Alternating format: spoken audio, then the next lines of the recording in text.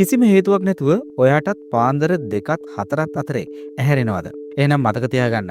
ඒක අහම්බයක් නෙවෙයි. වෛද්‍ය විද්‍යාවට අනුව මේකෙන් කියවෙන්නේ ඔයාගේ අක්මාව සහ ආතති මට්ටම් හොඳ සෞඛ්‍ය තත්ත්වයක නැහැ කියන එකයි. සාමාන්‍යයෙන් පාන්දර 2ත් 4ත් අතර කාලයේදී ඔයාගේ ශරීරයේ ඇතුලේ ආතති හෝමෝනයක් වෙන කෝටිසෝල් මට්ටම ස්වාභාවිකවම ඉහළ යන්න පටන් ගන්නවා. හැබැයි ඒ වෙලාවේදී ඔයාගේ කෝටිසෝල් මට්ටම අධික ලෙස ඉහළ ගියොත් ඒක ඔයාගේ නිින්දට බාධා කරනවා. ඒ නිසා ඔයා හදිසියෙම හැරෙනවා. ඒ විතරක් නෙවෙයි.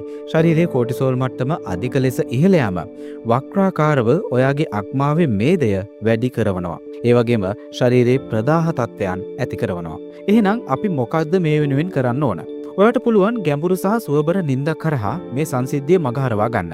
ඒ වෙනුවෙන් මෙන්න මේ දේවල් ටික උත්සාහ කරලා බලන්න. අංක 1. නිින්දට පෙර චමමයිල් හෝ තුල්සි වැනි ඖෂධීය තේපානයක් ලබා ගන්න එකෙන් ඔයාගේ ස්නායු පද්ධතිය ලිහිල් කිරීමට උදව් වෙනවා. ඒකෙන් ඔයාට සුවබර නිින්දක් ලබා දෙනවා. අංක 2. පෙරදිග විද්‍යාවට අනුව නිින්දට පෙර උණුසුම් ජලය එක්ක ගිතෙල් හැන්දක් එක්කොට පානය කිරීමෙන් ශරීරය සංසුන් කරන බවට සාම්ප්‍රදායික විශ්වාසයක් තියෙනවා.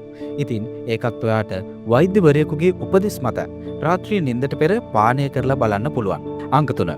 ඒ වගේම නිින්දට පෙර ශරීරය සැහැල්ලු සහ විවේක කරන මෘදු පාද සම්බාහනයක් මගින් ඔයාගේ පැරසයිම්පතටික් ස්නායු පද්ධතිය සක්‍රිය කිරීමේ හැකියාව තියෙනවා. ඒ නිසායි ගොඩක් දෙනෙක්ට රාත්‍රියේදී කකුල් පිරිමැදීමෙන් පස්සේ සුවබර නිින්දක් ලැබෙන්නේ. මේ විදිහට සුවබර හා ගැඹුරු නිින්දක් ලැබීම නිසා ඔයාගේ කෝටිසෝල් මට්ටම අධික ලෙස ඉහළ යාම පාලනය වෙනවා. ඒ නිසා ඔයාගේ අක්මාවටත් හොඳ විවේකයක් ලැබෙනවා.